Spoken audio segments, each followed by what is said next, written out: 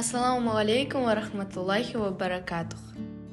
Қасиетті Рамазан айында Ақмешіт деп аталатын Алланың үйі болып табылатын әдемі мешітке шолу жасау үлкен игілік болады. Жаңа құрылым бұл атауды ақ мәрмәрмен қапталғанына байланысты алды. Ашылу 2018 жылы өтті. Мешіт Астана қаласының Алматы ауданында Қобланды Батыр көшесі 3 мекен жайында орналасқан.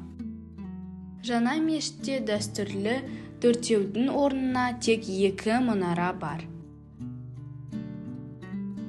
Ғимараттың өзі 2 құрылымнан тұрады. Бұл 75 орындық медресе және мешіт.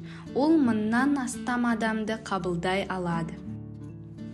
Дәстүрлі елордалық мешіт тек ғибадат ету орны ғана емес.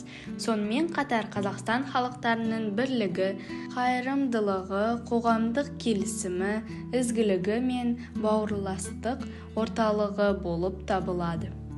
Үлкен күмбездің астында Алланың 99 есімі бар. Құрылымның ішкі бөлігінде ақ түс басын және алтын жазулармен және ою өрнектерімен толықтырылған. Мешіт адамның рухани дамуына ықпал етеді және адамгершілік құндылықтарды қалыптастырады. Мұнда біз негізгі залда орналасқанбыз, ал екінші деңгейде әйелдердің дұға ету аймағы орналасқан.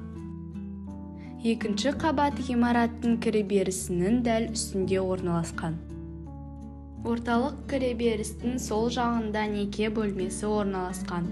Сонымен қатар Құран оқу залы, дәрет алуға арналған дәретхана бөлмесі, сондай-ақ медресеге өтетін ішкі өткел бар.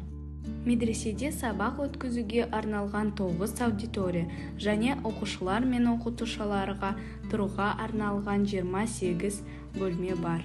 Мешіттің артқы жағында 0-дік қабатта 150-ден астам орынға арналған мейрамхана орналасқан. Мешітке іргелес аумақта автотұрақ орындары қарастырылған. Ораза қабыл болсын. Қасиетті Рамазан айында сізге Алланың рақымы болсын. Арнаға жазылыңыз. Осымен шолуымызды аяқтаймыз. Ассалаумағалейкум ва рахматуллахи ва баракатух.